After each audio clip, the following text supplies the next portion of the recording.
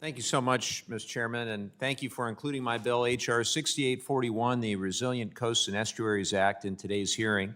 This bipartisan bill, which I introduced alongside my colleagues Representatives Brian Mast, Jen Kiggins, and Suzanne Bonamici, would provide crucial funding for state and local governments to preserve our nation's coastal habitats.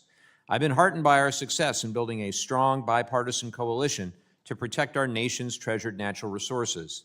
And I'm similarly glad that H.R. 7925, the bipartisan MAP Oceans Act, which I co-lead with Representative D'Esposito, is also included in today's hearing. This bill will help coastal communities like my own access the information they need to enjoy our beautiful waterways and protect them for years to come.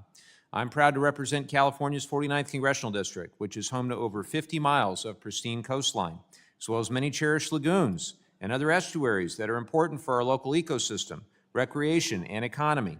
Our region is also home to the Tijuana River Research Reserve, which supports vital work to clean up the heavily polluted Tijuana River Valley and provides important resources to coastal communities in my district. That's why I introduced the Resilient Coasts and Estuaries Act, which would strengthen efforts to protect coastal and estuary habitats by reauthorizing and revitalizing the Coastal and Estuarine Land Conservation Program, also known as KELP.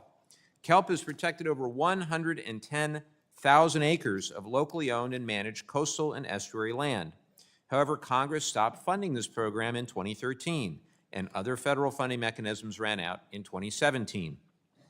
My bill would reauthorize this essential program at previous funding levels to help communities protect estuaries like the San Mateo Creek, San Luis Rey River, Buena Vista Lagoon, Bataquitos Lagoon, Agua Hedionda Lagoon, and San Elijo Lagoon, and so many more in my district. We have 6 lagoons in my district.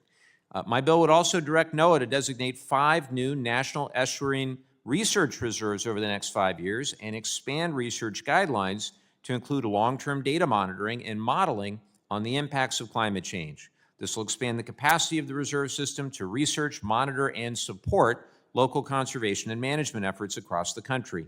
I'm proud that this bill has strong bipartisan support from coastal areas all across the country. And I'd like to ask for unanimous consent to enter into the record these letters of support from 36 different hunting, fishing, and conservation organizations, as well as the Bataquitos Lagoon Foundation, which is doing great work in my district. Without objection. Thank you, Mr. Chairman.